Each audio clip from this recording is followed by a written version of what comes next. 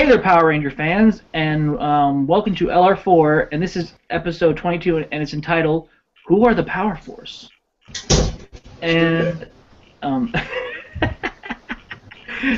we're joined by a voice from the unknown, on Derek's side.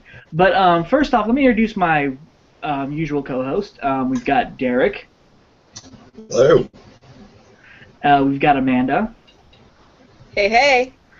And like I've always said, you know, Danielle is always a part of this team, and you know, I always include her, but I mean, she just can't make it to the actual shows because you know, time difference and everything. So, and but Richard, hopefully he'll be in here. I sent him a text message, and hopefully he'll get here. I mean, he works late hours too, so don't shoot me for not having a full guest here, co-host here. But also, we are joined by one of the Power Force members, and also you would also know him from Power Reviews if you ever watch his stuff. Say hello to Database Ranger. Greetings, Ranger fans. I am Jake, aka Database Ranger of Database Ranger's Power Reviews. Yes, and it's an honor to have you on here, man.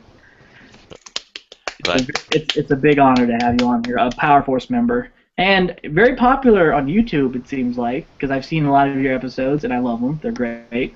Thank you very much. Yeah, and later on, guys, I will post in the description his Facebook, his YouTube. You guys can check him out. You should go watch his episodes. If you haven't watched previous episodes, he has them in his playlist, like I have in my playlist with LR4. So anyway, before we go on to the topic, I wanted to personally wish a legendary ranger herself a happy birthday, Miss Karen Ashley. So happy birthday, Happy Karen. birthday. Happy birthday! And Birthday she, to you. she's in. I think she's at the Alamo Comic-Con this weekend. That's what she posted on her Facebook. That sounds right. Yeah, but anyway, guys, wish her a happy birthday. Go to her Facebook and say, "Happy birthday, Karen! I wish we could have gave you a cake or something, you know, anything." Or a picture of a cake. A picture of a cake. We will eat this in your honor right here. God, now I want some cake. Ah, okay. So, anyway, speaking of Karen Ashley, she's actually in this topic that we are about to talk about. It's called Legendary Ranger Episode Rates. And we're going to talk about MMPR Season 2, episodes 27, 28, which is the power transfer. Oh, So- man. Yes. It includes Karen Ashley and two other guys. And it involves more controversy on the whole, did Angela go to Zach to the whole Peace Corps To thing? the Peace Conference. Peace Conference, yeah, Yeah. the Peace Corps. It's something It's that something we, with peace in it. It's something that we talked about last episode, like whatever happened to Angela. Maybe she Exactly. went on to the Peace Conference with Zach. Yeah, they all decided to peace out. That's pretty much. I think that's why they called it peace. You know, they peaced out. Peaced out. All right. So let's go to Derek. Derek, of what you remember of this episode, what would you say your likes and dislikes were, and what would you rate it? I liked the appearance of Serpentera. It looked promising before it ran out of energy every time it took a goddamn step. And I Because did it only- like. Go ahead, Amanda. No, it's okay. I shouldn't Okay. interrupt. It's okay. I It's agree. okay. All right, go ahead. Me? Derek? Go back to me? Yeah. Okay. Yeah, you predator. Go. Keep it up, bastard. I did like the new Rangers. Rocky, Adam, and Aisha were pretty awesome, even though it was sad to see the originals go out in such a miserable fashion. But, Mhm. you know, you kind of did what you had to do at that point. Work with what was available. Okay. So were there any dislikes? Yeah, the fact that the actors weren't actually there to say for the send-off. I think Yeah. that was pretty obvious. And the fact that Serpentera looked like such a badass and turned out to be fucking useless. I was disappointed by those factors. Right. So what would you rate this episode? It's still pretty good. 6.5, 7. Okay. Now let's go to Database Ranger himself from Power Reviews. Greetings. Yeah, I mean, I've hold many of the same opinions. Serpentera was incredibly awesome upon his intro. I have a Serpentera at home, and that episode is the reason why. You know, seeing the Zords fly by his head and everything, and then seeing him basically destroy a planet set a pretty high bar that he basically limboed underneath from there on out. So that was a lot of fun. It was I remember it was very cool when I first saw it years and years ago, to see new Rangers stepping up, which was kind of just something that I don't think anyone had even considered as a child, that anyone else could be the Power Ranger. So having new people take on the roles was pretty crazy, especially after we'd gotten to know them over the course of the last several episodes.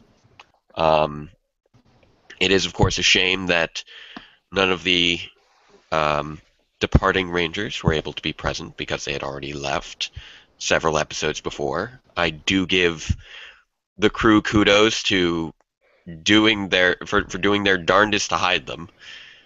I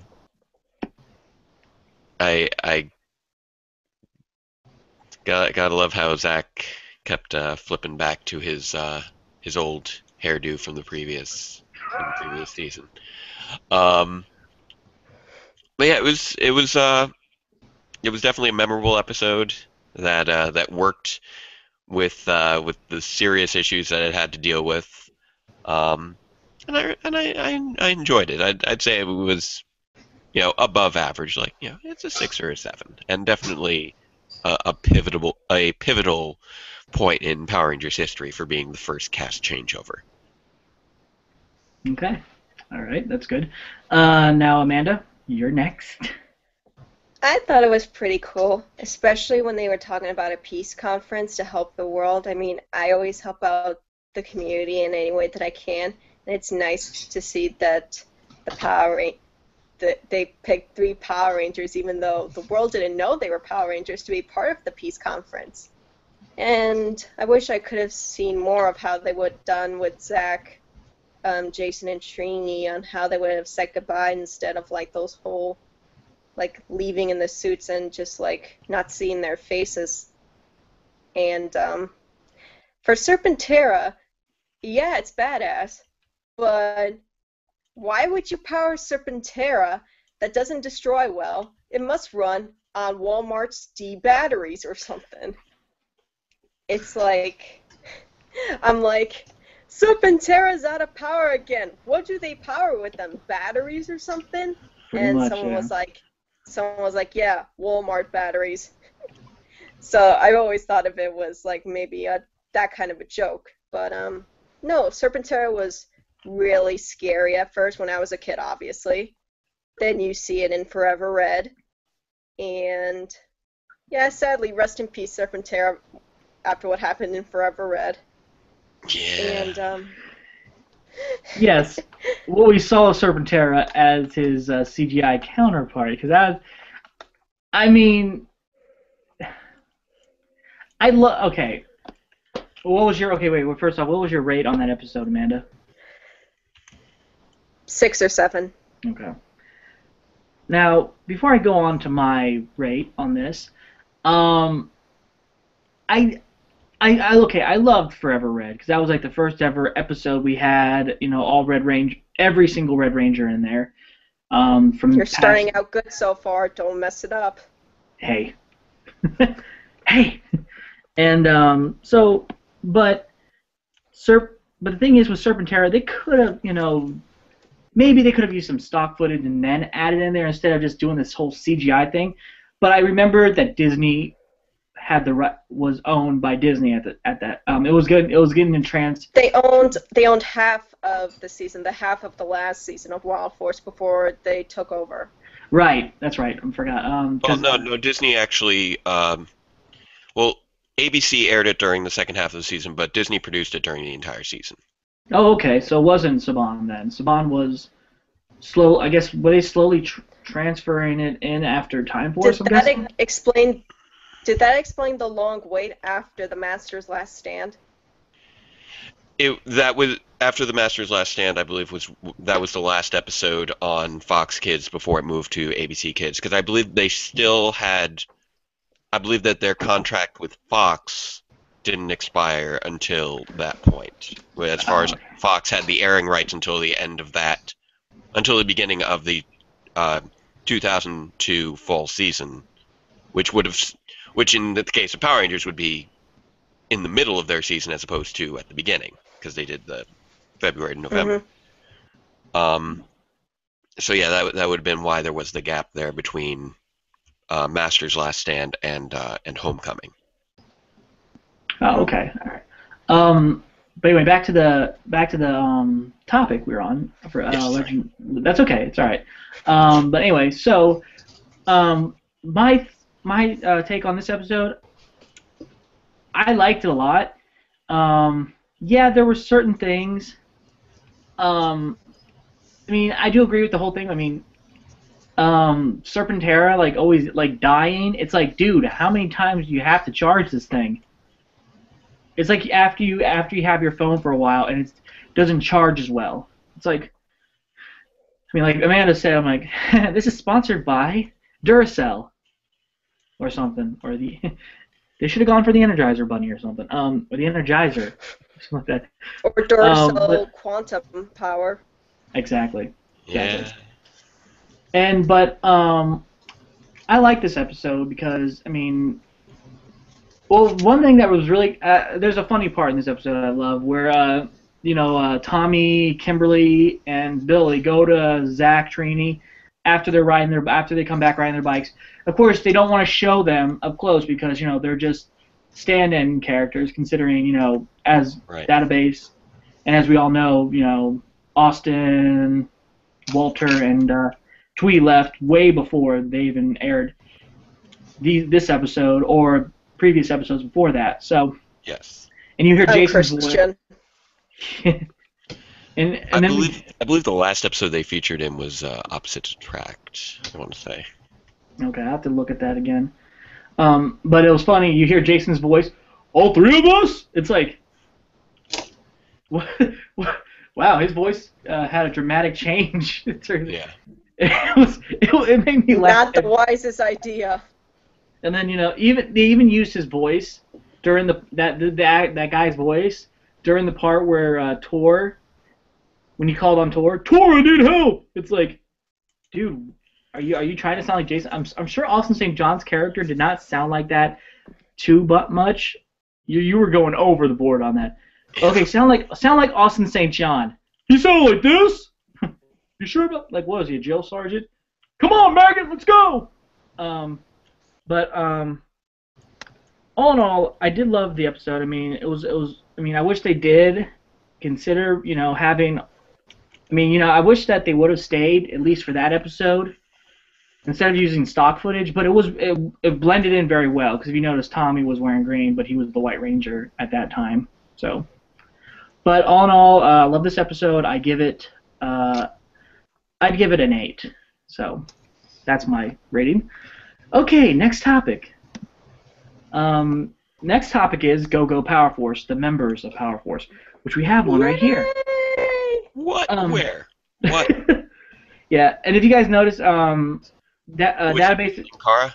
Yeah. You notice database is camera's not on because he told me earlier, so. Yeah, my computer ain't fancy on those parameters. Oh, okay. Not so fancy. Anyway. Yes. Okay. Anyway, so now who else is with you on Power Force database? Oh, there are many people who I'm sure I can't remember all of them off the top of my head right now. There were 20 initially inducted back. I want to say it was back in 2000.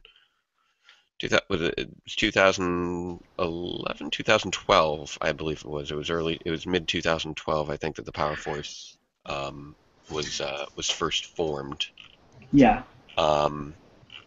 And then this year, 2 years later, they decided to finally expand, and they took it was a nomination process handled within the Power Force making recommendations on who should be joining their group. And so there were, I believe, 8 of us who were inducted this year. I know it included Hassan Ahmed, Zarin Zephyr, Trekkie B47, Second Batgirl, Shuken Shinobi, Julia. I'm forgetting her last name. It's with a D. Julia Denham, Julia Danby. That nerdy girl Julia. Is that what Yes. That's who she goes by on Nice, Facebook. Nate. Yes. Okay. So there were quite a few of us, largely podcasters and YouTube reviewers. What do you have to do to be part of Power Force? It's once you're part of it, because it was a nominations and acceptance process. So that was obviously completely separate from me. The original 20 were by application, but they're not doing that, as far as I know, for the foreseeable future. But once you are part of the Power Force, you do need to just sign an agreement saying that you will do your best to promote the show, and if you are privy to any inside information, not to release it until Saban's marketing group requests that you do so. So generally, like stuff from Area 51? Yeah, that's right. That night out in the American Southwest. But anyway, so basically it means that we get sent press releases to disseminate to our followers, whether for Twitter, video, etc. And we also get little perks along the way, which are nice. Like we got to have a special breakfast at Power Morphicon, where we all got to meet up, meet the cast of Super Mega Force, meet the president of Saban Brands, Ellie Deckel, and got a free meal and a little swag bag, and things like that. So it's not this massive thing where we control the future of the show or anything. We just get press releases, we get the occasional swag, and we answer questions when they do little surveys from time to time. Cool. So it's a great way to help out with primarily the marketing of the show, since it is all connected to the marketing department, not to the production team. That's awesome. Now, have you guys ever tried to ask them, like, we've gotten Power Rangers Monopoly, we've gotten Yes. Power Rangers Trivial Pursuit. Yes. Where is our Power Rangers Seen It? That'd be That has awesome. not come up yet. But then again, I've only been a part of the Power Force for like about a month or two, so I've also never played Seen It personally, so It's actually a fun game. I mean, personally, I'll probably kill people in Power Rangers Seen It because my family's like, who's this character? Oh, I know. So that's why. But it would be a slight disadvantage. I have the Trivial Pursuit. Right. Is that now? Wait, Amanda, is the Trivial Pursuit a DVD or just a regular card thing? At first, I thought it was a DVD, and I got it at Rhode Island Comic Con not this year, last year, I think. Yeah. So I got it, and it's not a DVD. It's just like the regular game where you play on the board, read from the cards. it's like really cool, but I noticed that some of the spelling was incorrect, and I'm like, There was there were some no, weird I didn't see anything. fact-checking issues with Trivial Pursuit game. Yeah. No one is really sure why, because there were actually I've spoken to some Power Force members who have said that some of their questions that they submitted were then corrected. When I say corrected, I use quotation marks because the answers were changed to be incorrect, and Exactly. not quite sure how that happened. Like the waterfalls So of techni- Aquitar. So technically, they're making us lose on purpose. A little bit. But Like where's apparently the fun in that? the Wizard of Deception apparently sent the Rangers to the Wild West. Did you know that? I didn't know that. I never. I don't think the show knows that. Yeah, that was colonial times. They got Yeah. that so wrong. The Wild Wild West episode was I'm trying to think of. That was Kimberly. Yeah, it was Kimberly pretty much was right sent. after. Yeah, so it's just I don't know. We could just have a good laugh about it. Yeah. That's what we do. Speaking of that one of the power I forgot to mention one of the Power Force members that he's not here. Jay Coverwater 03 from Morphin Legacy. He was one of the he is one of the members of Power Force. Yes. Yeah, I got Original to 20. meet him. I got to meet him actually. He was very nice, and I got a selfie with him on the last day. Did you get selfie with Deerzord? No, I got a selfie with the one who created Megamorphin Legacy. No, I mean, did you get a selfie with him and his Deerzord? Did he have his Deerzord with him? Because that's No. his. Yeah. No, Wild Force is his season. Yeah. Wild Force, yeah. Well, the Deerzord is his mascot for Morphin Yeah. Legacy. So if you ever go to his That page, is hard. yeah, if you ever go to his page, Yeah, I know. I see the you'll see the videos. Deerzord. But the episode now, and also Bruno from MMPR Toys. I wish he was here. It would have been awesome to have him on here as well. He's part of that, and so yeah. I mean, there's a lot of people that are a part of Power Force. I mean, I would love to be a part of it. It'd be nice to have intel for certain things. I would like to be part of it because I'm studying to be like a inspirational speaker, and Power Rangers helped change my life for the better. So when I tell my story, I want to involve Power Rangers in that as well, and how it can maybe tell like kids and teenagers, because Power Rangers has been a nostalgic ever since the 90s, that it could help like teach kids for the better and help out in the community and help their friends in some sort of a way. Yeah. Exactly. And you know, I've said it so many times, veteran fans right here. We are the veteran fans. New generation fans are happening as we speak from I would say probably during the Disney era it started, and then moved into Neo Saban, as we call it, or as they call it now. Actually, I think there's 4, actually. Mighty Morphin to In Space, Lost Galaxy to Time Force, Wild Force to RPM, yeah.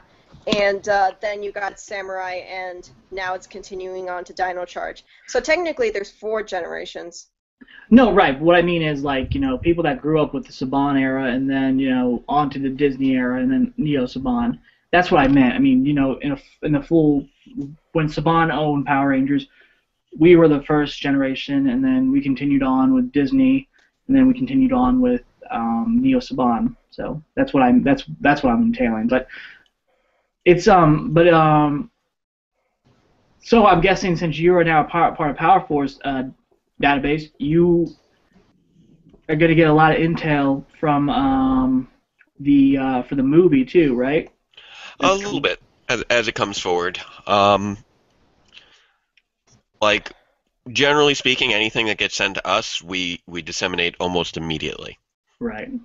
So if we do hear information before you guys do, it won't be by more than say a few hours. Right. So if I'm late getting to my email, odds are you guys might have even heard about it before me. Right. I mean, what I do is, I mean, if I see something like, for instance, if Morphin Legacy shares something I like, or Ranger Crew or somebody for that matter, anybody in Power Force, I just share it right away because I just want to let people know and to say this is posted by this person and give them credit because they're part of Power Force and I just want to help share it too. But also, guys, just let you know, Liam Neeson is not going to be the new Zordon. A lot of people are, and Michael Bay is not directing it. You need to let it go. People are always complaining, oh, we don't want Michael Bay to do this, blah, blah, blah, explosion, blah, blah, blah, explosion. Well, at the moment, we have no director assigned. There's no reason to assume that it would be Michael Bay anymore. I got one. Yeah. Okay. I got an idea. Yeah. Okay. I'm actually friends with the brother-in-law of Neil Berger, who directed Divergent. Yeah. Yeah, it's like before Divergent even came out, my mom actually said, "Have you ever heard of Divergent?" I'm like, "No, but it's probably one of those teen movies. You want to know something interesting?" And I'm like, "Sure. You know my boss that I work with? Mm-hmm. That's his brother-in-law." And I'm like, "Get out! That's so cool." So we're like, we go see the movie to like support Neil. It was phenomenal. I loved his work. Then about a month later, I get called to my mom's office, and I thought I was going to be doing like a photo shoot because I also do photography as a hobby. Mhm. All of a sudden, I see Neil Berger coming into the doorway, and I'm like, oh my god, I knew this was set up. Nice. And we got to talking a bit, and it's like, hey, they don't have a director yet for the Power Rangers movie, and since you like know Lionsgate, so maybe they'll give you an offer to do that. Right, because Divergent was from Lionsgate, wasn't it? I mean, Yes. Yes, okay, because I remember that. Yeah. I mean, that'd be awesome, actually. I mean, having somebody that's worked for Lionsgate and done stuff for directing purposes for their production, for their movies. Just to let you guys know, if you guys heard weeks and weeks ago, or days ago, or something like that, the executive producer dropped out because of Star Trek, Yes. and so Star Trek. Well, it was a previous commitment. He was already in there. Yeah, he was I know, already. I just like to sound exciting or angry. Yeah. Star Trek, live long and prosper. Anyway, but the thing is, a lot of people were worried, like, oh, then we're not going to get it released in 2016. Don't worry, we are going to get it in 2016. They still have their After writers. the Avengers. Yes. We've not received any news of a pushback at this point. Exactly. And why wouldn't they want to release in 2016 around the same time Power Morphicon 5 comes up? Save up now. Yeah. But a lot of people just want to. A lot of people just get worried, like, oh, well, now we're screwed. No, we're not going to get this movie until later on, like 2018. No, that's not how it is. Unless the Power Force hears about it first, we will definitely share this information. I will personally go on there and then share this information from one of the Power Force members and say, okay, this is what we know. Read this article. Blah blah blah. So There is a rumor though. Go ahead. That for the next PMC, they may do it a month early in July because of the movie. Is that rumor true? I can't confirm that yet. Okay. It's too far out. Yeah, I don't know. I think it's a good idea for the synchronicity and synergistic buzzwords, etc. I do think it's a good idea marketing wise, but I can't confirm anything yet. I'll need to wait until Scott tells us things. Yeah. Okay. And we actually work out the logistics, etc. Yeah. Because like I said, I'm going to be helping out with like scheduling stuff, not so much administrative stuff. And I think, it would be actually a good idea. Not to say it wouldn't be a good idea to have it earlier in July. Mhm. But, I have a feeling, in my opinion, we never know. Maybe it would be in August again. Because then, then they can actually have a chance to have the actors from the movie be at the convention. Yeah. Because, during the time of the movie, if they do it in July, then that won't They'll be all over the world. Oh yeah, they'll be promoting the movie a lot, and they'll be at other stuff. And also, I don't think, my opinion is, I don't think it would be in July, because that's around the same time. I think that's around the same time as San Diego Comic-Con. Oh yeah, that's right. So, and Scott likes to promote Power Morphicon at San Diego. He goes there, so that is definitely. So maybe it's not. Maybe it won't come true. Maybe it'll just stay in August. Yeah, I think that's a possibility because Scott does go to other conventions to promote. Yeah. He was at Lexington earlier this year for that and promoting Power Morphicon for this year, and so I'm sure he would want to do it in August, so that way he doesn't do it around the same time as San Diego Comic-Con. Right. So, but it's all speculation at this exactly. point. Scott People, says otherwise. Yeah, unless if you hear it from the head man himself or one of his, administrators or workers, Yeah. then it's true. But fans speculate like, since the movie's coming out, it's gonna be this. Like, don't believe anything you hear until you hear it from the actual person. I mean, it would make an awesome birthday gift for me, personally. Happy birthday! We put Power Morphicon on there. Yeah, it'd be awesome if Power Morphicon and San Diego Comic-Con combined together. No, that would be a lot of money. Yeah, if I recall correctly, God. I think the first Power Morphicon, I want to say was actually like in June. Oh yeah. Because I've been to all four. And I've only been to it was like definitely not August. 2 of them. Yeah. 3. I actually talked to Allison McGinnis, and I know that Audrey, the black nerd, am I saying his name right? Andre. Thank you. Yeah, that's right. I know he mentioned that Allison went to San Diego Comic-Con because they actually mentioned it in PMC Live, and the face she gave was so priceless. But she was like, never again. It's like she thought it was just too funny, her reaction to that question he asked. Yeah. Have you guys seen PMC Live? I was on it actually a little bit. I will have to look that. I mean, I've seen little bits and pieces of it. I know that he had some technical problems because during the interview with Brad Hawkins, because I watched the tape because they taped it too. So. Mm-hmm. Yeah, there was the internet for the convention center was very spotty. They actually did have like an Ethernet cord like running straight up to the ceiling, and they were still having issues. Yeah, I was kind of helping them out with a few guest things and things like that. Yeah, and I remember because during the Brad Hawkins interview when he was doing that, when Andre was doing that, black nerd. Shout out to you. He's part of Power Force as well, so this is perfect. Yes. So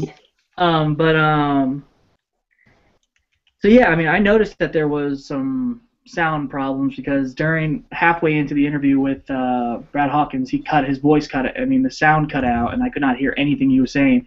And I was literally trying is that my end or his end? I'm like, well, I guess I'm gonna have to lip read. What is he saying? So, but yeah, technical stuff comes up, and it happens. What can you do when it's live, right? But anyway, we're gonna go ahead and move on to the next topic, which is which legendary ranger are you? Let me go to Derek on this one. Which legendary ranger are you? Oh wait, you're the Predator Ranger. We haven't heard him speak ever since we started talking. Yeah. Oh, did you have any questions for Database? I've been just sitting here and enjoying my whiskey. Good question, sir. Did you enjoy me enjoying my whiskey? It's been a pleasure. Oh man, you're not helping yourself on the end with the Predator Ranger. You've got your whiskey, and then you got the name. I mean, kids could be watching this. I've got a room with a 12-year-old If child. kids are watching, I got coloring pencils with erasers. That's like for my extremely theater. relevant. That's like, hey kid, you want some I candy? use it for my theater makeup class. Hey kid, you want some candy? Oh wow. Yeah. Ratings went down and LR4 is done. No, I'm just kidding. But anyway, Derek, what legendary ranger are you? what do you think? Which Ranger do you think you represent the most? Like by your character, by yourself, like your personality and everything. Oh, that's a good question. I don't have an answer. Come back to me. Okay. Database, what about you? I'd say to find out, go watch Database Rangers Power Reviews. Yeah, one of the big spoilers of as of the end of year one. So now everybody's spoiled for anyone watching new episodes. Is that Database Ranger is in fact the Phantom Ranger. So Nice. I would say that is my legendary Ranger form, seeing as how that is who I play on Database Rangers Power Reviews. Yeah. And a little news on that, guys. Database, why don't you tell us about the helmet? Oh yeah. Well, I'll tell you a little bit about the costume background too. Because I had planned since day one for the eventual reveal of Database as the Phantom Ranger, which we finally got with the 51st episode. And so I got our friend Dan Romano to make me an armored chest piece. I later recreated that as well as the rest of the costume for the purposes of stunts for two of our most recent episodes. The helmet, though, and this is only people who've been following me closely on Twitter and maybe checking in on Ranger Report actually know this. I tried to make a resin helmet. It's really hard. Oh yeah. I have been covered in molten plastic, and it's not pleasant. So about 10 days away from doing the big reveal, I modeled a CG Phantom Ranger helmet. So whenever you see the Phantom Ranger on screen, the helmet is not actually physically there. It is a computer generated helmet that I've been using in all of the Phantom appearances. Which it's very pleasant every time that I hear someone tell me that they did not realize that. It looked. I mean, it looked dead. I mean, that looks so real. I mean, guys, if you ever get a chance, you should check them out. I mean, seriously, check this. I mean, what episode is that when it reveals? The big reveal is episode 51. Okay. And then we've had some cases of seeing him in action more recently, which has been fun. Awesome.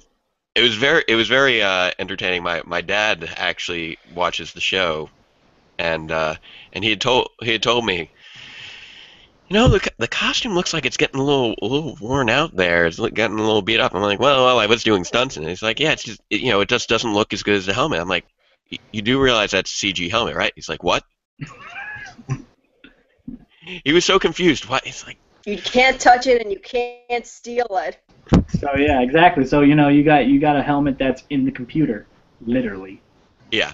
But that is so cool how you did that. I mean, I wouldn't have guessed because it looks so realistic and how I mean, that's what's great about CGI because you could do anything with it. I mean, if you wanted to, you could like make somebody like a random thing standing right behind me and it's not really there, which technically it's not because there's nothing there actually. So you can do anything with CGI. When I saw that episode, and also, by the way, Jay from Orphan Legacy, he plays the Wii. He's the Wii. Yes, the wireless interdimensional interface, otherwise known as the Wii. I wish he was here to do the voice. I love that part because it's so funny how when I hear that, I'm like, that is Jay. That is awesome. Yep. And activating Phantom Ranger. He does. I mean, if you guys watch this episode, check it out. Derek, Amanda, Richard, I wish you were here. You would have loved to be a part. You would love to be a part of this, but you're probably really worn out from work yesterday. But we'll see you next time on that. So anyway, but I thought that was so genius that you came up with that. So pretty much you're walking around in a suit of armor. Yep. No helmet and. No helmet. They have Generally, I wear a black hood to gather up my hair. Okay. so my ponytail doesn't escape. That would have been kind of a good blooper if you think about it. Get the Oh, Phantom Ranger. dude, you have no idea how many times I'm like have to adjust things just so that you can't see like my glasses around the edge of the helmet. That is just amazing. I mean, I'd give you props for that. That is awesome. Um, but yeah, that's really cool. I like that. Now, Amanda, which legendary ranger are you? Hey, that's a hard one because watching different seasons, I'm always like a little bit of a part of what some of the characters are like. So I'm down to like 5 of them. Okay. But if I had to pick one who was really like me in particular, they already know.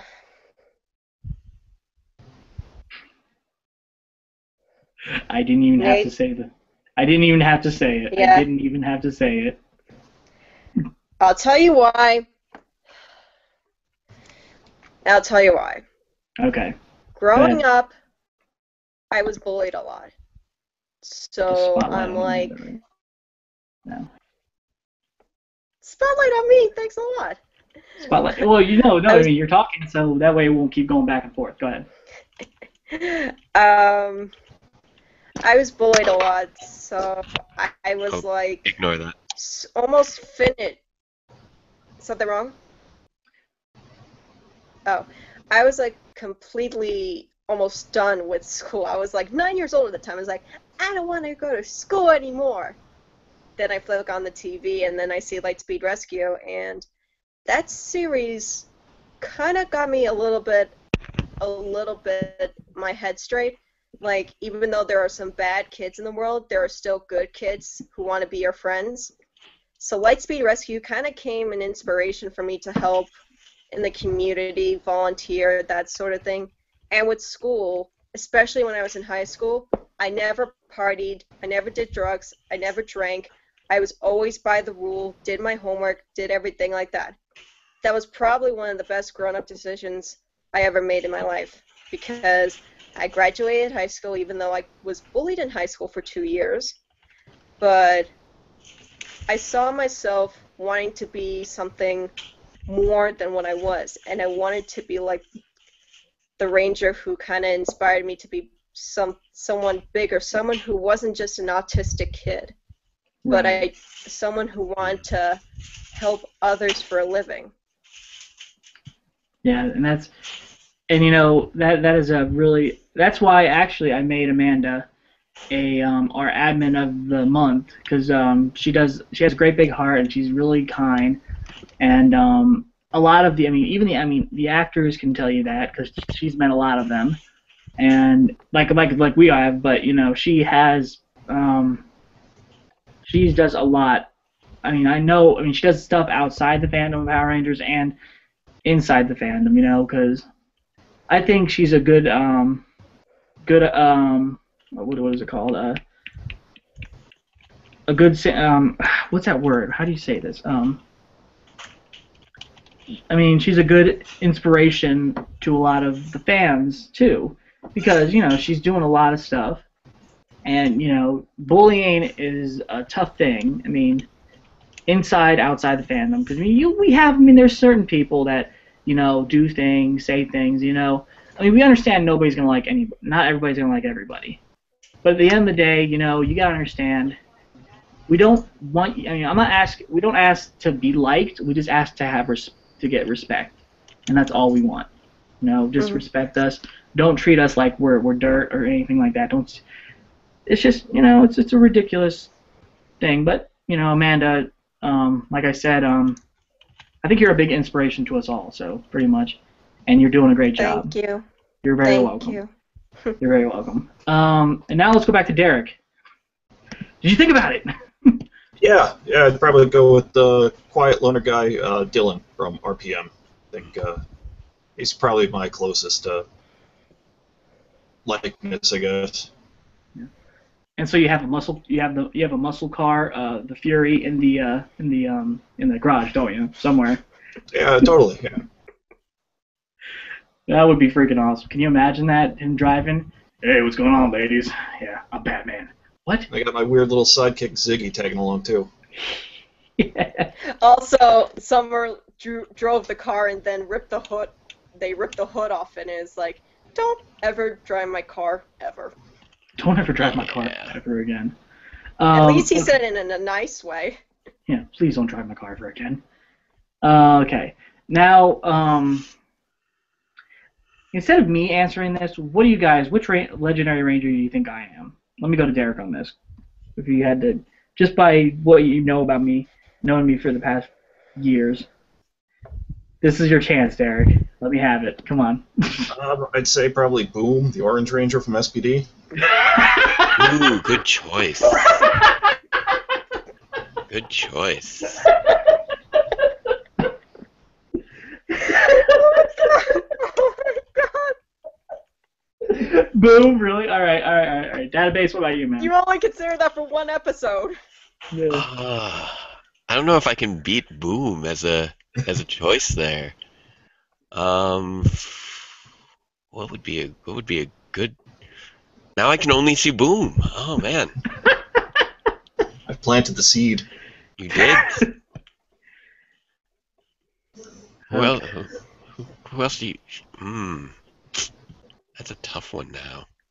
I can't argue with the logic there of SPD Orange. Now everybody, every time I go into Jay's tiny chat, they're gonna say, "Hey, Yeah, look you at just- Boom."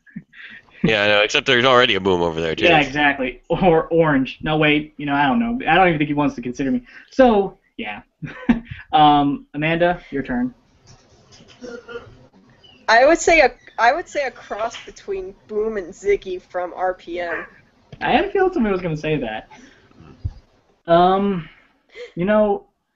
With me, I don't know. I mean, I was gonna say like,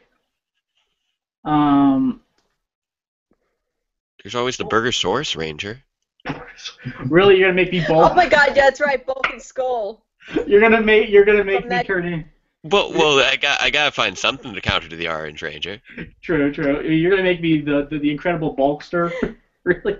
Yeah, They Bulkasaur. dreamed instead of studying for their exam, and now they got F's, which stands for forever, Yes. which is I'm just how waiting- long they're gonna spend detention. Wow. Thank you, Miss Kaplan. Anyway, No, that was the male principal, I think. I know, The I know. one Yeah, that Mr. Kaplan. always well, blew she's a his girl. head I off. called her. Blew the Mrs. hair off. Yeah, no, I know. Yeah, I love. Now we have a little intel from. I don't know if you guys know this, but Jason Narvi and Paul Schreier said that he's going to try to convince Bandai to make a Legacy hot dog and burger morpher. Oh boy. No, I'm Yeah, just that's kidding. not a thing. I mean, I'm sure. If the occasion arises, they will probably make that joke to them. Yes. I don't foresee the occasion arising.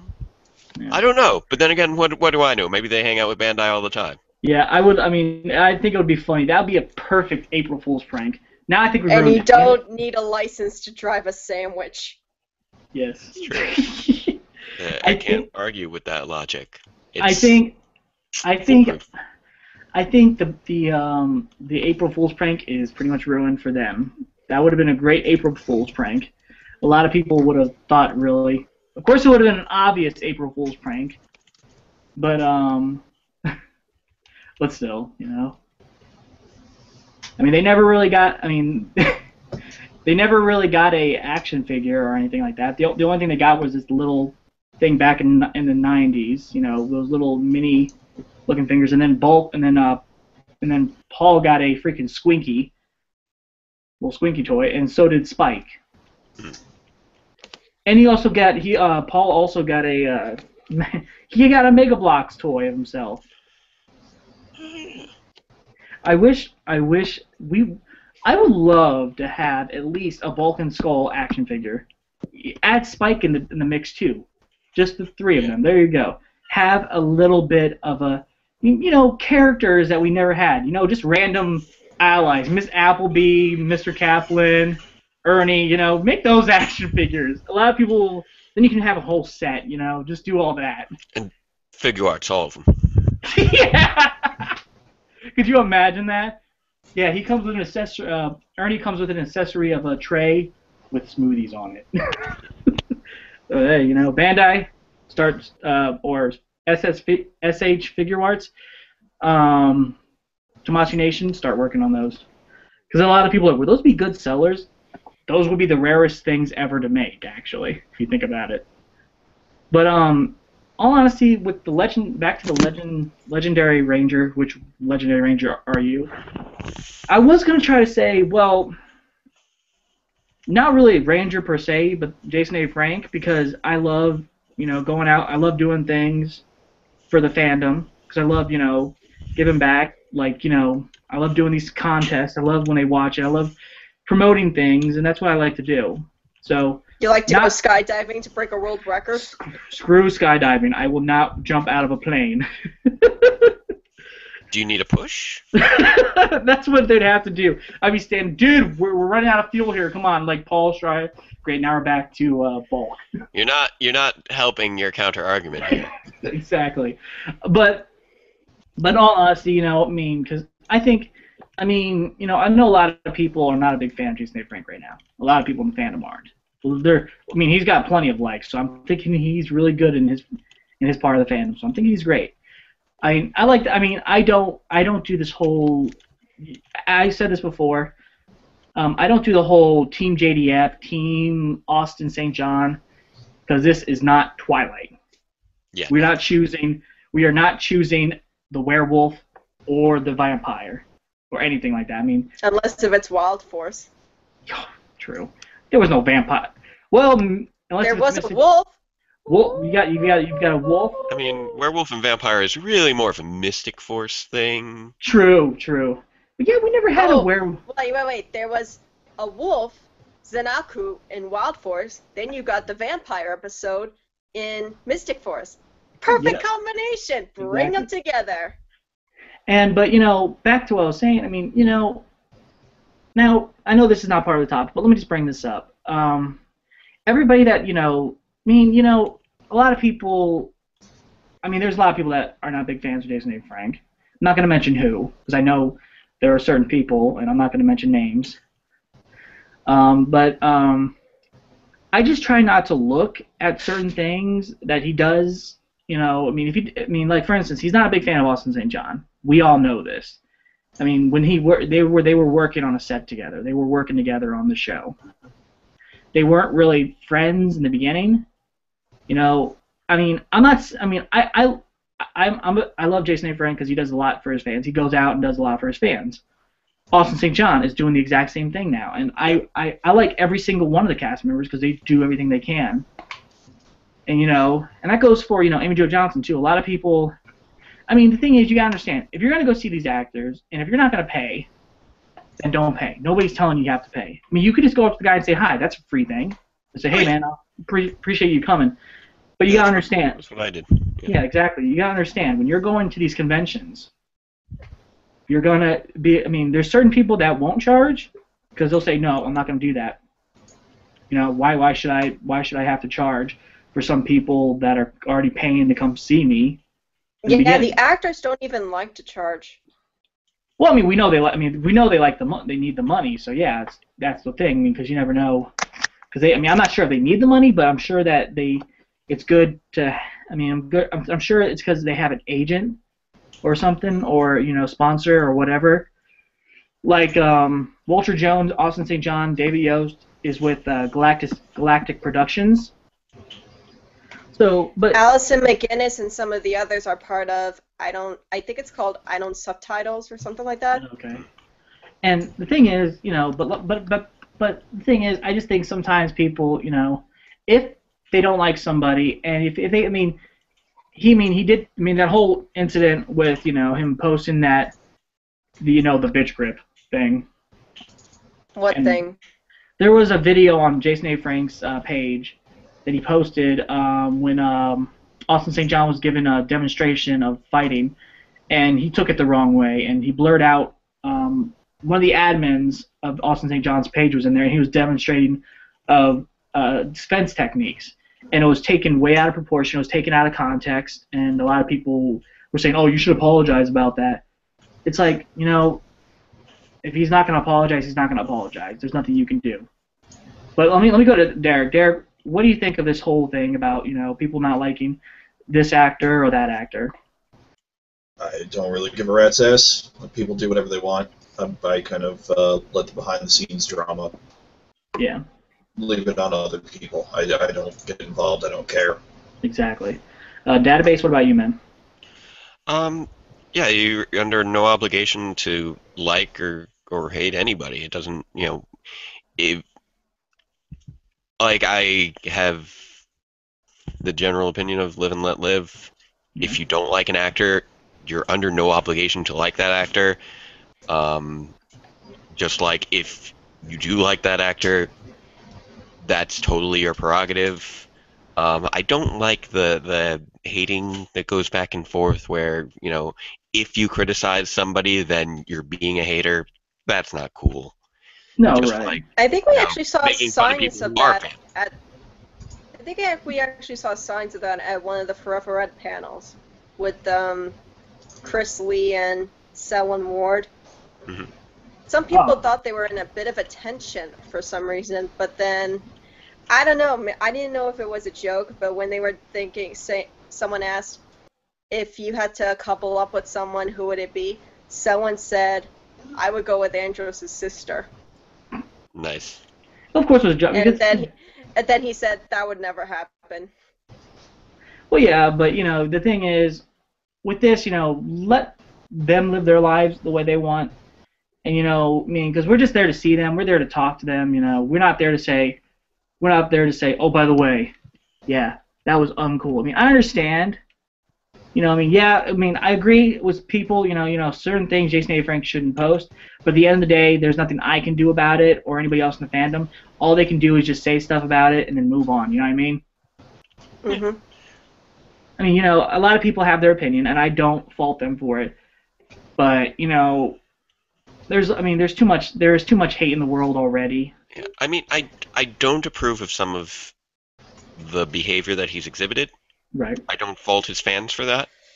But I whether he is saying it or his fans are saying it, I don't think labeling people who aren't fans of his specific character or him as an actor is as disloyal fans of the show is a fair thing to do.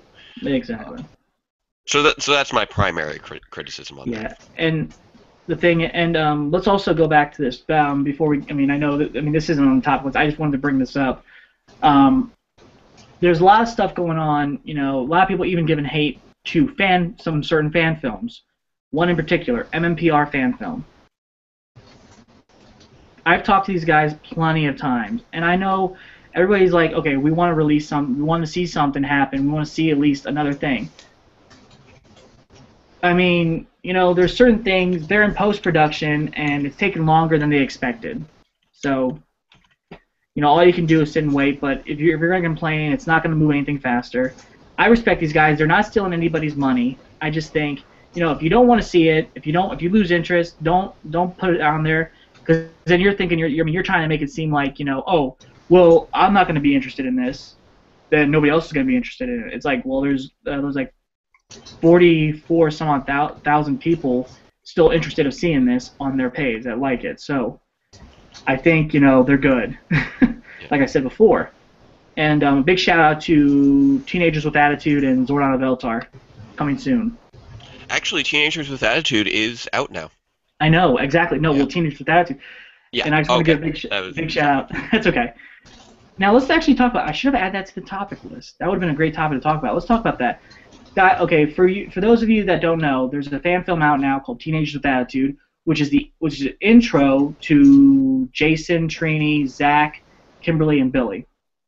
Not the cast that we are used to. It's a different outlook. It's a reimagining of what came from this director's idea, and I loved it. At first, I thought to myself, oh, well, this is going to be interesting, considering a lot of fans are going to start complaining about this, but I liked it. It was really good. And a little intel, if you guys already know this, they posted on their page, there is going to be a Teenagers with Attitude 2. And a little hint. I missed that. Yeah, and a little hint at the end. They're going to be introducing the next Ranger. So I'm not going to say what's going on because he's told me. I talked to Cisco Davis Jr. He's told me a lot of what would like to do for this project.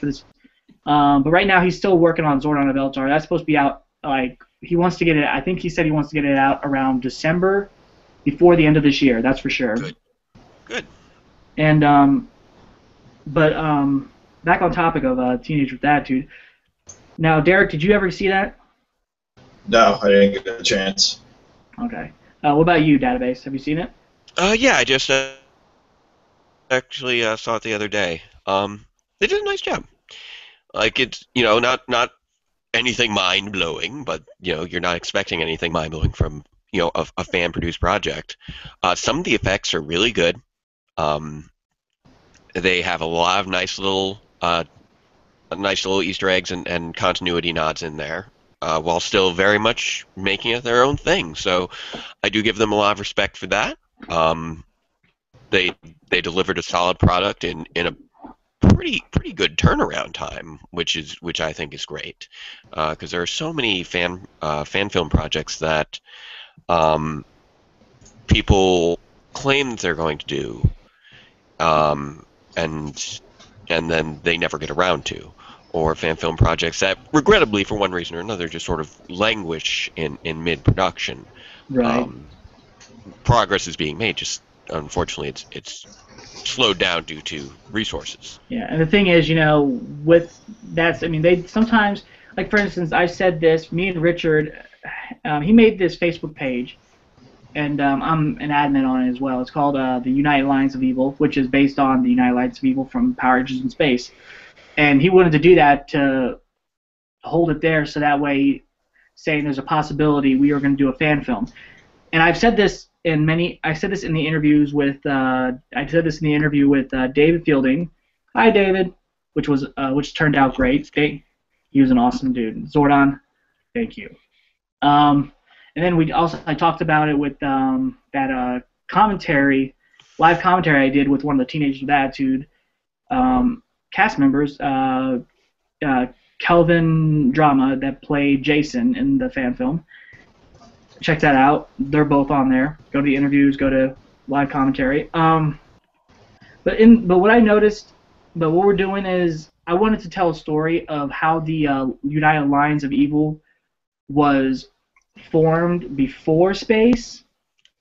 It's like I wanted to make it seem like I have a vision of this. Okay, Lord, I want to say not all the villains were evil in the beginning. They are pushed, because anybody can be pushed to be evil. That's what I want to entail. Start off with Lord Zed being a good guy, but then he gets just tired, he's enough, and he wants to pledge his allegiance to Dark Spectre, kind of like, selling your soul to the devil. That guy's massive. You know what I mean? But he's a giant planet, pretty much. So what I wanted to do was do that, and I've been talking to Richard. We've been coming up with ideas, what we want to see, and possibly maybe, we'll probably include. I want to include Zordon in there in the story, possibly not as a character since it's going to be focusing on the United Alliance of Evil. We're just trying to work around it. It's in a development stage right now. Because he does fanfic, not fanfic like Agony and Pink. Not like that. Much more brutal. Yeah. But he doesn't wimp out like that one. Yeah, but I do want to take the aspect of the story behind Lord Zed and some of the other characters too. I might try. We're gonna go. We're working on it. It takes with all these fan films out, it's kind of hard to measure up to what they do because they do a lot of work. But hopefully, we'll have a story by next year. I'm hoping, or maybe later. We're figuring something out. But all in all, for half a second there, I thought you were just saying maybe we'll have a story. yeah. I mean, we want to try to get it. We want to try to get a story out there. It's hard. It's hard. Oh yeah, it is. It's not easy. I mean, Rome wasn't built in a day. Everybody knows that. Saying, but if you notice in the fan, preaching to the choir here, man. If you notice in the fan film, for you guys that have seen this, they have one of the Beetleborgs in there. Oh yeah, that's right. Herbie Bays. Yeah, Roland Williams. Yeah, the character of Roland. Yes, and I thought that was kind of funny. I'm like, what is a Beetleborg doing in here? A Beetleborg. Why not? But it was great. It was great. It worked out in its favor, and I like that. Now, Amanda, have you seen this fan film? Amanda, have you seen this fan film? Wow, she's dying. No, I was just joking around. I wasn't really sleeping. But no, I haven't seen it yet. Wow, me and Database are the only two that have seen it. Yeah, it's fine. It just came out very recently. Yeah, so guys, go to our Facebook page, or Zordon of Eltar, and look there and check it out. It's really good. The guy has a great vision of what he did with the special effects. The effects are pretty incredible. And I love the design of Zordon in there. So just check it out. You'll love it. I promise. And I think he made the right choice to keep the scope nice and small and minimal, which is really the way to go about doing a fan film, generally speaking. Exactly. And the thing is, the way I see it is, when you're doing a fan film, you try. I mean, nothing against any fan films that do this, but you should release at least, just one. Try to separate. If you're doing like a trilogy of fan films, not bashing anybody on this. Like, for instance, let me give an example. Morphin Origins. I figured that when you said trilogy of fan films, I had to guess. No offense. I'm not trying to bash his fan film. I just want to say, with putting all of it together, working on it together, that's great. Doing it at the same time, it's kind of like doing Lord of the Rings or Hobbit. Putting all those things together. I can't say anything because I haven't done anything yet. I've been trying to. I wanted to do Supernova Cyberknights, but that's on the back burner. Like, really, it's like burning pretty bad right now. So that's taking some time. Because I'm not a script writer. I just have visions. I'm a visionary. I just don't write it down as well. I don't. It's not. You have to have more than one person doing something. But I'm not trying to. Yeah. I just don't. I'm not trying to bash him. I'm looking forward to seeing how it turns out because I've seen clips and everything. But the way I see it is, if you're going to do a fan film, you should release one movie and then start, as a release, then you start working more and more, and see how that fan film does first. It just depends. It does depend on the project. With what he's doing, he knows he wants to do all three. He is filming things as he comes up with the opportunities. So sometimes you may have an opportunity to film something for the third movie, but you're going to have to wait to finish something for the first movie. So I can understand doing production on all three at once, if that ends up being what works best for your production schedule. Right. I'm definitely not bashing them. I give everybody props that do these original ideas for fan films. And I know a lot of people sometimes are like, oh, God, why another fan film? It's not going to be better than the actual series. It's like, well, that's not the case. They're not trying to be better than the original aspect. They're just putting their image to it, because, there's a simple explanation for that. Not really. No, there's not. There's not. Oh, God, I have so many complex explanations for everything. Why did that dog put on a sweater? Oh, here we go. Wait, hold on. Let's listen to this line. Oh, God, why did it do it? Why would it do it? Because it was a chili dog. Oh, that makes so much sense. But wait, how did the hot dog put on a sweater? That's what I want. Yes, I remember that episode. That was. I posted that on Allison's wall yesterday, and she actually responded, "Oh no, not this again!" But everybody loved it. I actually liked it. Well, the reason I loved it. Let me mention this. I don't want her to think I'm bashing her, but I No, just no, I'm sure she doesn't never. She doesn't. I think that's love funny. I love Allison. I think of her as my sister. She's just extremely nice, and A big sweetheart. I don't see why she wouldn't like it. I mean, everybody remembers that joke. In fact, Yeah. I always usually start out with that when I'm always with family and stuff. Well, let me put a little light on that subject there. The reason is because it's not that she hates the joke. It's just because she. Okay, if you guys watch our interview when I release LR4 The Days of Power, which is a separate series from this, we go to conventions, blah blah blah. That will be on there. We haven't had the right cable for the camera because we've been trying to put it over to my computer and we haven't had luck to find a cable for it because it won't fit my. 5 years later. Let's hope it will be out. I will release it this fall right here. It's I like- promise. Yeah, because I'm running out of time cards. Could you move it along? I'm running out of time cards. Yeah. But anyway, she did mention this. She said, I had to do that line more than one time. I had to do it in like 20 or some odd takes. They said, okay, let's do that again. Let's put a little bit more humor to it, or something like that. That's what she told me. And I mean, she told me something in that aspect. But I thought to myself, I'm like, well, no wonder. That's like, certain lines that people say. I mean, how many takes have Database, with you and your filming for Power Reviews, how many takes have you had to do just to get it right and say the line that you want to make it sound perfect? I generally tend to do a minimum of 3 takes for pretty much every line. And then when I do editing, select whichever one best fits it. Now, I say at least 3 takes. Usually I try to get myself to 3 good takes. Right. So, depending on what it is, it could be some things I'll only do in 1 take, which is pretty rare. It's usually simple action stuff, and others it can get to be like 15, 20 takes. So- it really depends on the line.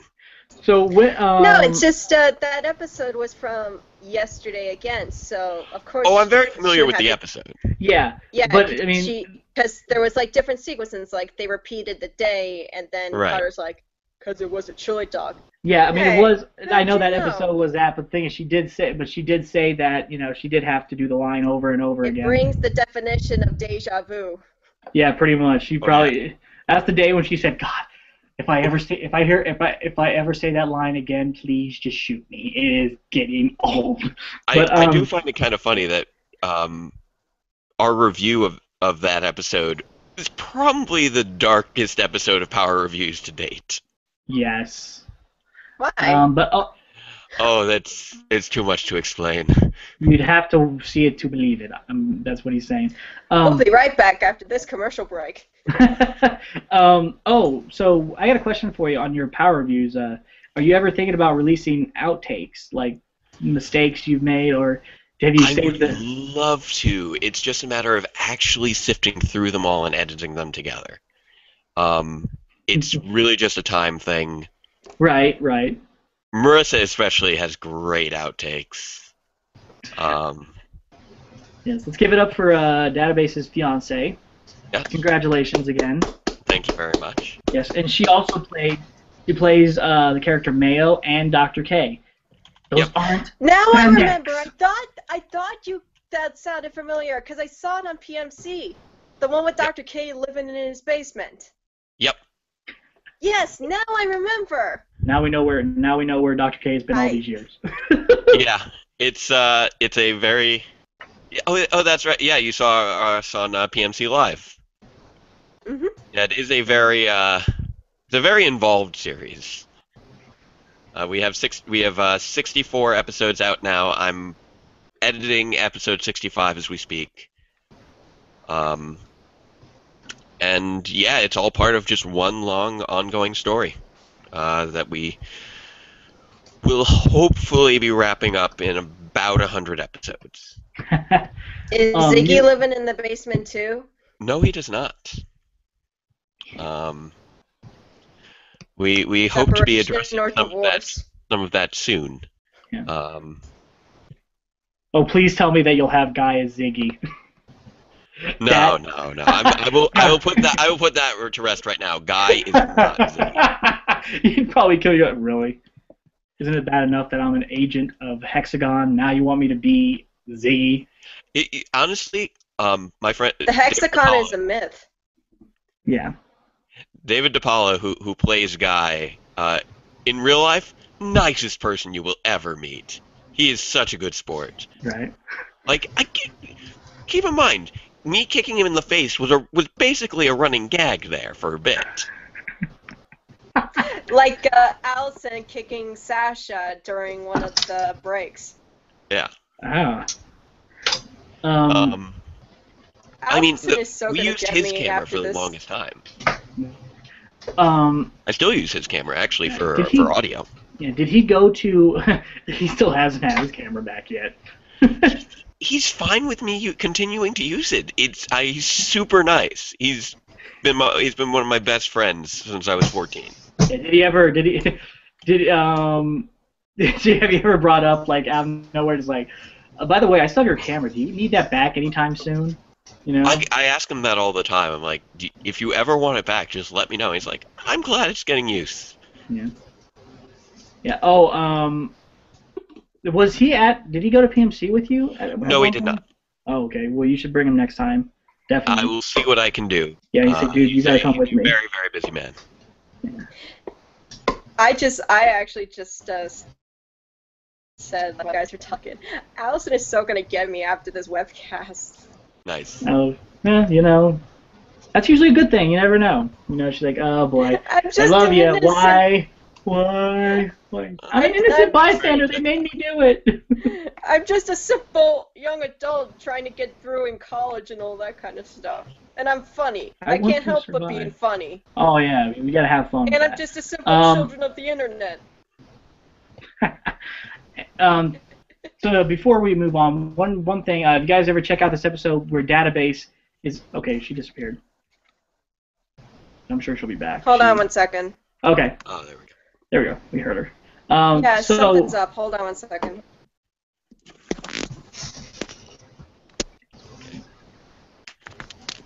We can see. Did you just turn the camera to face the darkness inside your soul? Oh, you're back now. okay, hold on a sec. Sorry, I slipped up. Hold on a sec. Let me text Richard. I had a feeling because he was sleeping. Hold on. Yeah, that's fine. We're almost to the end of the episode, so you could just join us next Sunday. That's cool. Yeah, I just don't want him to come into the episode. That you know, because I mean, we're only two topics away from. We only have like 2 more topics and then we're done.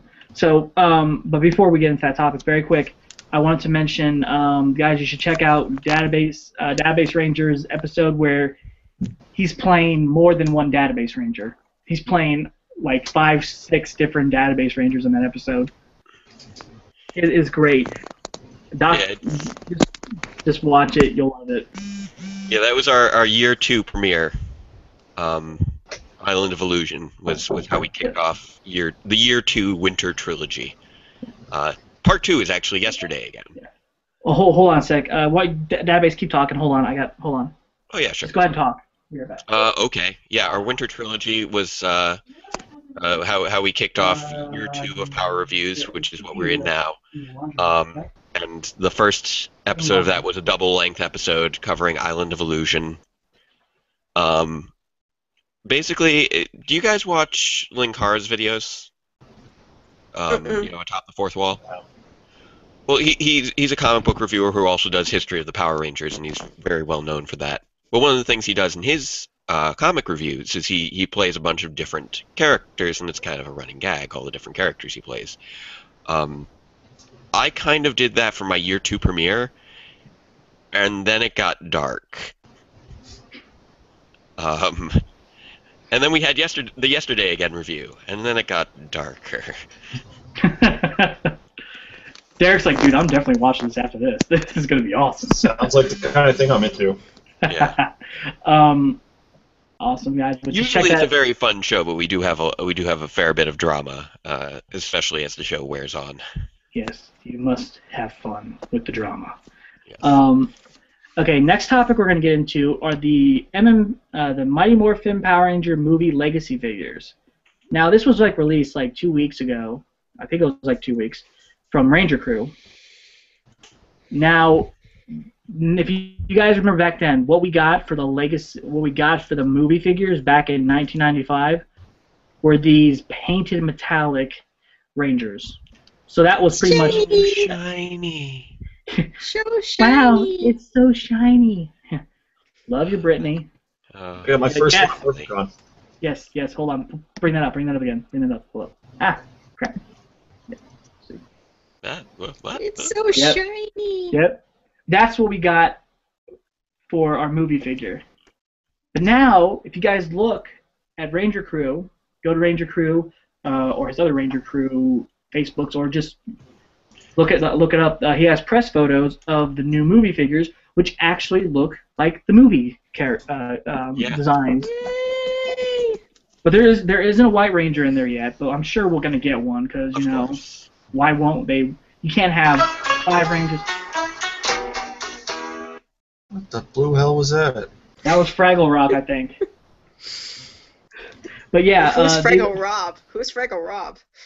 Fraggle Rock. Does that sound familiar? But anyway, the design, they went by the design of the helmets and the suit. So Yep. we're actually getting a legit look to from the movie. So Plus the weapons. We are finally going to have the Pterodactyl Bigger Thunder Whip. weapons! yes, I would love if they released it. Pterodactyl Thunder Whip. Okay, I'm sorry, I gotta say this right now, but I would love if they released the movie weapon for the Triceratops and Pterodactyl Thunder Whip. That would be an awesome toy. It'd be like, I could use it on my brother. I mean, I think they could do something like that, retract it, just for fun and everything. Just, that would be awesome. I would love that. I mean, we are getting the Legacy movie, White Ranger movie edition Morpher. Yep. Also, I mean, I'm sure that if those sell very well, we'll get more movie stuff as well. I'm sure. I'm hoping. Here's hoping for that. But I just think it would be awesome if they. And we also should get a Ivan Ooze Legacy figure. Because the design for the back then one was like, now that I think about it, it's like, all right. But I think they could do a lot more with the Legacy figure. So, who knows? But guys, what do you think of the design of what you've seen of these figures? Let me go with Derek. Oh, I'm just looking at him now, and this is one of those shut up and take my money situations. Yes. I will buy the shit out of those. That's what we said when the Trivial Pursuit of Monopoly came out. Yeah. What about you, Database? I am of the opinion that they are about to exist, and that is a cool thing. You gonna go to the store and start buying them? I've actually been holding back a lot on purchasing, which is terrible because they're releasing all these great toys nowadays, Mm-hmm. and I haven't had it in my budget to purchase many of them. Legacy Dragon Zord and Dragon Dagger right there. Yes, I know. Beautiful. It's beautiful. Oh my god. I've had to invest my money into things like getting to PMC and Yeah. currently planning a wedding, so Yeah. I've been Here scaling comes the back. bride. Yep, we're working on that. Oh, the Titanus that's coming out this year. Oh, I don't know. $200. I don't have that kind of money. Neither do I. I definitely don't have that kind of money. But if I save up enough, I'm sure I'll be able to get it. If it's still out, that is. I mean, I know a lot of people are like, oh, $200 is nothing. Yeah, but if you don't work, then yeah, it is. It's kind of hard to get something when you don't have a job and you only get like stuff from your dad. That's pretty bad. Yeah, I mean, I do have a job, but my money goes towards things like rent and car and stuff like that. Yes, Occasional and food. And just wait, we'll probably end up getting a Legacy Serpentera. God, can you imagine how much that's going to be? Probably the same And amount. it'll run on D batteries. It will probably be the same amount as the Titanus if we do get a Legacy. I'll be surprised if they don't release a Legacy Serpentera, because that would be freaking awesome. I want a Legacy of Lightspeed. Oh my god, Legacy Serpentera would be like $500 though. Ooh, yeah, true. But they'd probably try to keep it to a decent price of $300. Yeah, decent price. Well, Yeah, think like about what the they size, did with though. the Red It would be- Ranger helmet. It would be like 2 to 3 times bigger than Titanus. True. If it was at all to scale with the old one, it would need to be huge. Yeah, that's true. But I don't know. You never know with. Yeah. There's so many legacy stuff coming out. That's another thing that I interviewed in Days of Power. So check that out when it comes out soon. I promise. Soon, I promise. What about you, Amanda? What do you think of the legacy movie figures? I thought they were cute, Just cute. but other than that, no. What do you want me to say? I'm a girl. I'm gonna say cute all the time, like I say to my friend Chris. Cute. What is wrong with saying the word cute? Well, I would say awesome in this matter, but you can say cute. Go ahead, say cute. Thank you. And that's all I have to say. Okay, awesome. All right, now go to Ranger Crew or go to, I think scroll down in R4 and you'll see that, or go to Morphin Legacy. They have it up there too. They have it everywhere, so just look it up, or you can Google it. Google magic, my friends, and do it that way. So okay, now we are into the end of our episode with Power Rangers Super Mega Force episode rates. This is to the previous season that's on now. And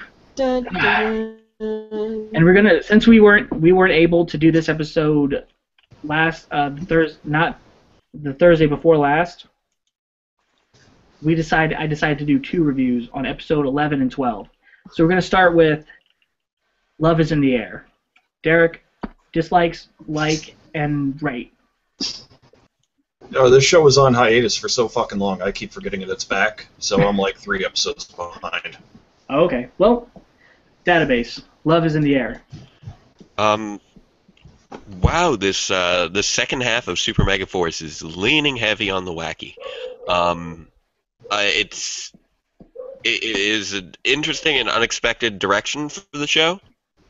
These last few episodes, because I thought that I was expecting, especially after Silver Lining, that things would start to raise in stakes as we approach the Legendary Battle, and instead we're just kind of having these goofy little filler episodes. And I mean, it's all well and good. They're fine. They seem to be putting more effort into them to a certain extent. We're seeing a lot more live action footage, which is kind of Awesome. cool. Yeah, original live action footage. It's just a weird assignment of priorities, considering how many episodes had been leaning so heavily on the Sentai, especially during Megaforce. So I have mixed feelings on them, I guess you could say, mostly due to the fact that I'm kind of meta aware that, okay, for Megaforce, the first season they really leaned heavily on the Sentai, presumably to save up for Super Megaforce, and now we're finally seeing the original scenes for Super Megaforce and their filler comedy action bits, so it's kind of odd. I laughed. I'm not sure if it was for the right reasons or not, but I did laugh, especially at the stunt dummy Jake. Yes. That was funny. Yes, I love that part. That was my favorite part too. And that turbo finisher with the unicycle. What the hell did I miss? Holy shit. You missed some wackiness, dude. There's some serious wacky going on. But yeah, so without getting too far in depth, because I'm going to be doing that when I hit the episode. Hopefully not too long. It'll probably be another month or two before I get quite caught up enough to hit that one. Probably November, when I'll do a power review on it. Yes, a lot of people. You were talking about Legendary Battle, right? No, I'm referring to Love Is in the Air, because Okay. My schedule just keeps slipping farther and farther as the episodes get more complex. Right. You're the Green Ranger? Never met the guy. But I should probably be able to get to Love Is in the Air sometime in November. Amanda? Amanda? Amanda? Amanda? I love it. Amanda? What did Okay, go I ahead. do? What did I do? I don't know. What did you just do? Okay, go ahead, Database, continue. Amanda. But yeah, it was. I think wacky is the best way to describe it, and I'll. I will have a plethora of jokes about it when I hit it in Power Reviews, and a far more in-depth analysis at that time as well. Okay. So what's your rate on this? Did you give a rate already? Oh, what's my rate? Oh, Yeah. so 1 bad to at 10 or rating whatever. things. Are we doing Like a scale from 1 to 10 or whatever you want to scale it. I don't know, maybe like a 5, 4 or 5. Okay. It was kind of middle of the road kind of episode. Yeah. Very campy and everything. So. And it's kind of become that new standard for Super Megaforce. So in terms, but I mean, if we judge it in terms of quality compared to like the franchise as a whole, it starts to drop a little lower. Yeah.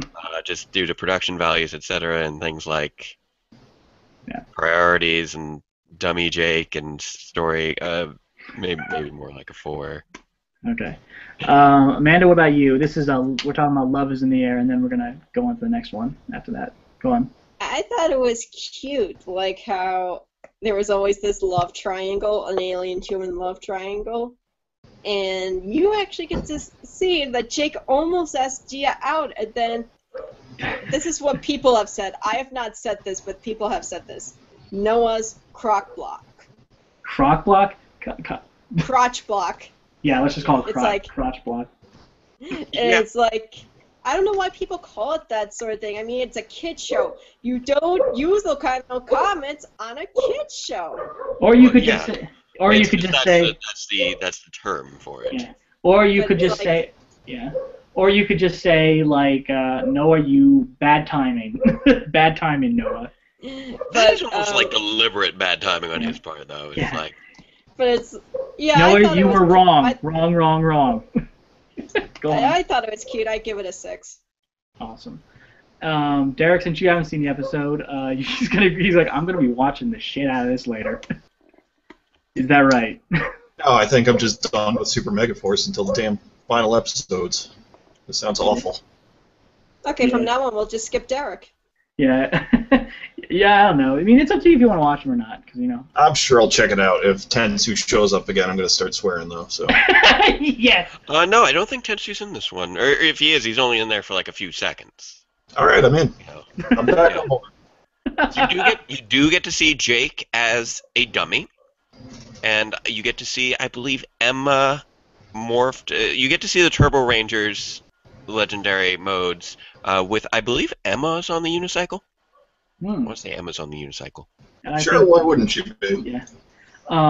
Also, okay, now, my rate on this episode, let me start off by saying, Police patrol.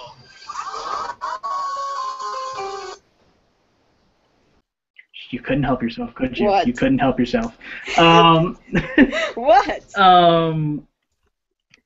I'm sorry, our sound guy was fired. We were with him. Amanda is taking over his position. Anyway, so Wait a minute. I love this Repeat that. episode What? because of the love triangle, as Amanda said. I love that. And what was really funny, my favorite part was the dummy, and also when Jake was trying to say, just ask her out, you know, it's easy. And then right when he does that, Lavera comes around and likes the monster, and then of course he's in his giant mode, and he then she's like, but first, before we go on a date, destroy the Power Rangers. And then he's like, yes, my love. And then one line that I love from Jake, well, that backfired. Well, that backfired. Yeah. I literally laughed so hard when he said that. Well, that backfired. Yeah, there was a lot of comedy in there, and actually it Yeah. was pretty funny. Yeah. So I give this episode a solid 9 because it was really, really good. I mean, I liked it a lot. Now let's go on to episode 12, which is the episode that was this week. Derek, Dun, dun, dun, dun, dun, Yeah. dun, dun, dun. Derek, just to warn you ahead of time, Tensu is in there, but just for a short amount of time, just a little bit. Okay, you only see him a little bit, and then you're good. So okay, let's go on with Database. Database, what did you think of United as One? Oh man, and I thought Love Was in the Air was wacky. Really, both these episodes left me feeling like I was laughing, but I was also confused at the same time and not entirely sure why. I was like, what is happening? What? Like, Marissa was watching too, and she's like, where did they get an ambulance? And Where did they get a and then cop immediately car? afterwards, where did they get a police car? Yeah. The question here isn't just where did they get a car, it's where did they get two? Yeah. Like Thanks for the getaway drive. Orion said it pretty well. Yeah. This is a really elaborate plan. Yeah, I should have just, I wish we had a sound effect where Gosei would say, there's a simple explanation for that. There is no simple explanation. There is no explanation for anything. Exactly. So, or did you say what you needed to say on that? Or you have anything else? Most of what I said about Love Is in the Air applies to United as One. Applies to United as well. Oh, also, kites totally more important than the fate of the world, as Wild Force showed us. I get it. That was great. Okay, so what's your rate on this episode? Same rate as? Would you say it's the same rate as Love Is in the Air? It's pretty much in that same range. It's difficult to judge these episodes because they are so far outside the box of what I was of expectations. So I'm really having difficulty gauging it. It's confusing because it's a shift in tone and a shift in focus from when we started, which was taking the Armada fairly seriously as a threat at the beginning of the season, and now these last two episodes we have Levira drinks a love potion that for some reason this monster butler has, and then Vakar has a cold that can only be cured by happiness. Yeah, some sort of virus that and it's funny because we do not see where that butler is. He's gone. Yeah, he's gone. Well, he's dead now, I believe. Well, I mean, actually, when they shot him back to the ship. Oh, that's right. No, you're right. They did shoot him back to There the ship. was They no were just all rags explanation. It's like they just fired him. Where'd he go? Went back to Daddy. I don't know. He went back to wherever he came, wherever it was that he was before that episode. So that's like the only monster that actually survived the hit from a Megazord. Well, scratch that. Rito survived. Well, plenty have survived True, and retreated. And SPD. Yeah. So, okay, now Amanda, what about you? What did you think of this episode? I thought the wedding was cute, but I wished it was Troy and Emma instead of Orion and Emma. Because I'm one of those Trema fans. Yeah. And to be honest, I still think that's a possibility. And because when you look at Orion, he didn't want to go along with this plan at all. Like, he was like, what am I supposed to do now? And it's like, make her happy. Well, how do I make her happy? Just I give her guess a kiss. No! Yeah, in other words, I guess he was not. He wasn't used to Earth's customs because he's an alien. Something like that. But you think that on their planet they had weddings?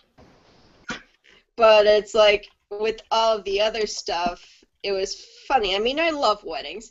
And it was also a wedding day in particular, because my cousin's cousin was getting married.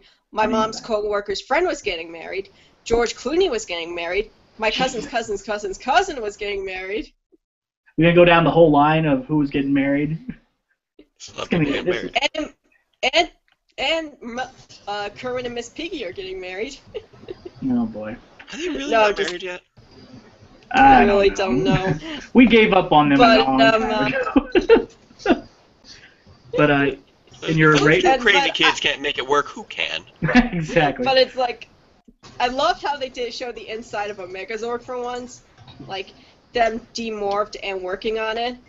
Yeah. And it was kind of a fun episode, but all in all, I give it like a 5. Okay. Now with my rate, I'm always open to agree with you guys because I do agree because it was funny.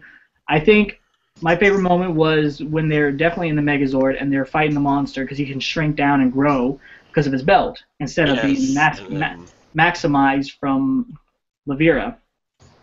And it was hilarious because he goes into Jake's Ranger suit, and I'm like, why would you go there?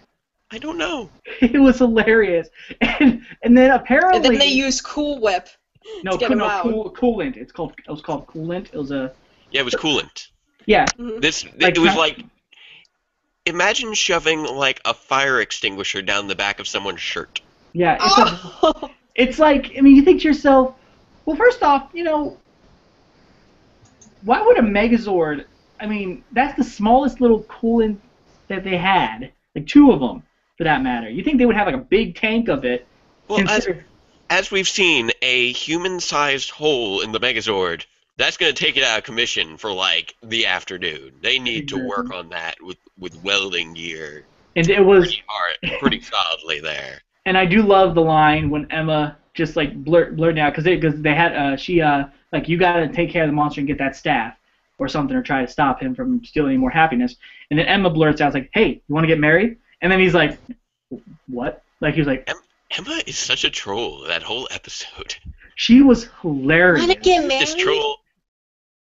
I love, and the part is my other favorite part was when the wedding scene. Definitely when Orion's standing there like, what am I doing here? Should have stayed on my planet. Why am I here? Don't force me to kiss you. And then he grabs his morpher and then he says, what am I supposed to do? It's like he's the only guy that I know that doesn't want to get kissed by a girl. Well, because I guess he's never kissed a girl, so that's obvious. That's an obvious thing. I guess his character never kissed a girl. But it was funny because like they say like, okay, pick me up, I'll kiss me. He's like, what? Just give her a kiss. He's like, what? Oh, hello, Gia. Anyway, hello. Oh, It's like, Troy, take my place, please.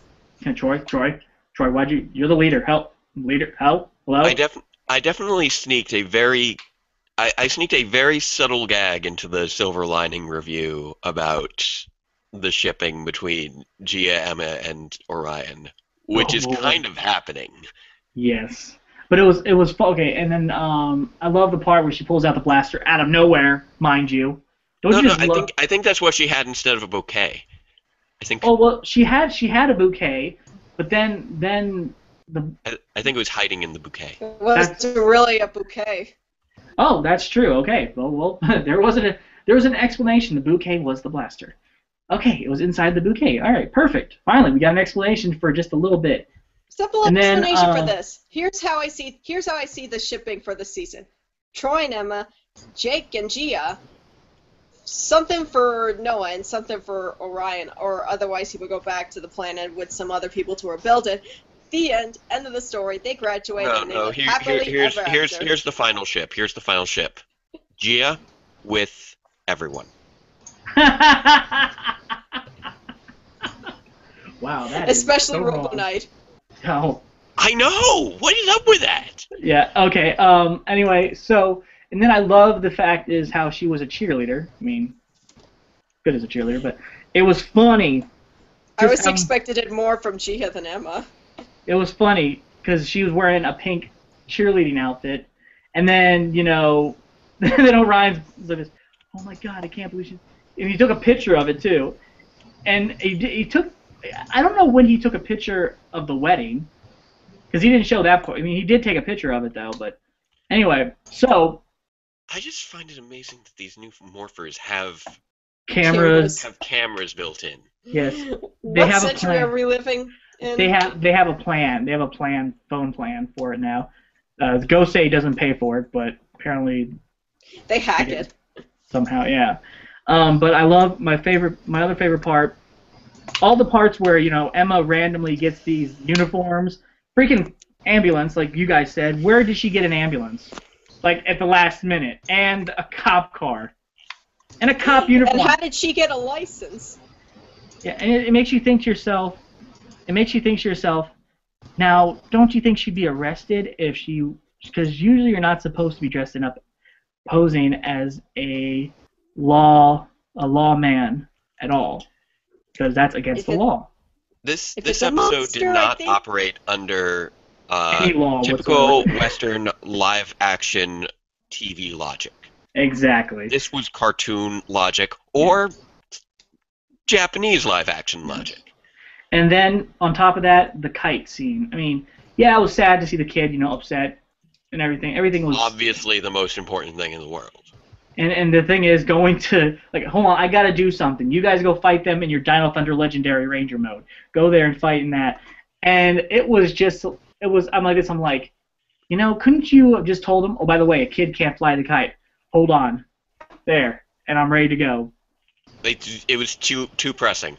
Yeah. And they Far wanted too to. pressing. Well, I think that because they didn't want to use, they had to, I don't know what episode from Gokaiger that was, but I know that they probably didn't want to end up using the whole fake pink Dino Abba Pink. Yeah, that's why they didn't. Yeah, they did not. That was so bizarre. They did not want to use that as a Ranger key, but they use every other legendary Ranger that we've never seen. Laziness. Barry Pink, yeah, I could see them not using that. That Yeah, just but looks, still. it looks very silly. But still, it would have fit this episode because it's funny. Yes, but it wouldn't have made any sense Yeah. within Power Rangers. Right. But all in all, I love this episode because we got the new form, the legendary Q-Rex Megazord, which is made up of the Q-Rex's arms and the legendary Megazord's body. Yes. Everything else. So Which is- I give this another 9 because it was campy but good. Okay. So anything we need to cover before we sign off here, guys? Anything, Derek? I'm good. Database? I don't know. Do I do shameless plugging? I know I've been You doing can do that. You off can the whole you can, time. you can do it. Go ahead. Just tell them where they can find you, and Okay. we'll also post it under here too, so people can find it. All right. Yes.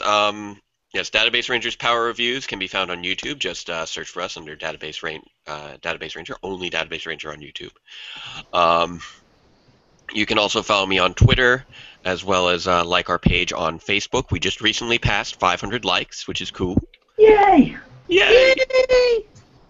So just search for Database Rangers Power Reviews. Same thing with Tumblr under DB Rangers Power Reviews, as well as my personal Tumblr is Database Ranger. So you can follow us and get up to date news on what's going on in the world of Power Reviews, as well as little fun thoughts about the Rangers in general along the way whenever I find time. But yes, the show itself is an ongoing review web series where we follow the story of Database Ranger, a mysterious internet reviewer who, for one reason or another, has Dr. K living in his apartment. Okay. And the mystery that evolves surrounding that. So it is half review show, half independent web series, and in some ways, as you move along, borders on fan film, exploring the various mysteries of the PR universe. Yes, that is very. I'm definitely gonna check out more of the episodes because you do a great work. You do a great job on those, man. Thank you very much. You're very welcome. And Amanda, what about you? Keep watching LR for every Sunday or Sundays that are to come. Keep watching Power Rangers. And be sure to stick around for tomorrow to see the season premiere of Castle. Castle disappears before his wedding. What happened to him? Will Beckett and the others find out? Tune in for the season premiere tomorrow on ABC at 10 p.m. I still need to catch up on last season. And also, guys, just a reminder, Derek will be hosting next week's episode. I'll still be able to be there, but he's going to be the lead host for that episode. And the episode is entitled, it's going to be episode 23, and it's going to be called Cool Blue. I was going to go with Beware the Predator Ranger, but I figured why Predator not? Blue. Derek, even Derek's like, dude, both of those are actually great. But then I wanted to make it more friendly than it sounded. So he'll come up. Hopefully, we'll have. I'm sure he'll have some topics that he wants to talk about Power Rangers, or certain things like what drives him nuts or whatever. It doesn't matter because it's his show. So we're going to be doing. We'll also do another Legendary Ranger episode rate, which is going to be for season half of season 3. Wait, no, it's not. Is that? Did we already do season 3? No, we did not do season 3. Well, we skipped ahead to season 2, didn't we? And I'm trying to think of what season we're doing for. Can I pick the episode for season 8? Sure, I'll let you do that because I haven't come up with anything on that. Hold on, let me look at my list very quick. I thought we did season 3. Is this going to involve discovering why and how that hot dog managed to procure and place on a sweater? Because it was a chili dog. I love you, Allison. Okay, let's see. I still Hold on. want to know how the hot dog puts on a sweater.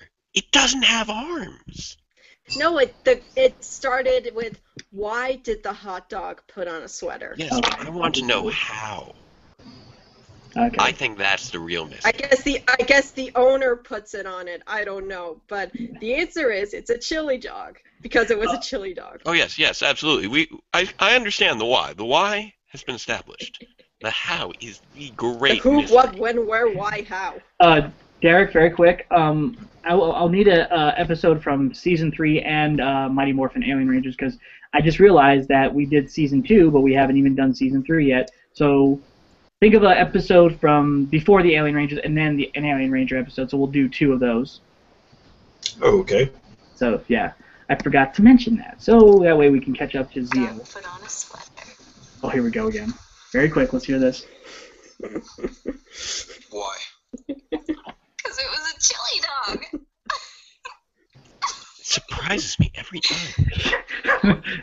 This is What? like how many times Oh, I thought it was Allison probably had to go through this line over and No, over what's again. really funny about the clip I posted on her page was the face that Sean gives out at the end of the clip.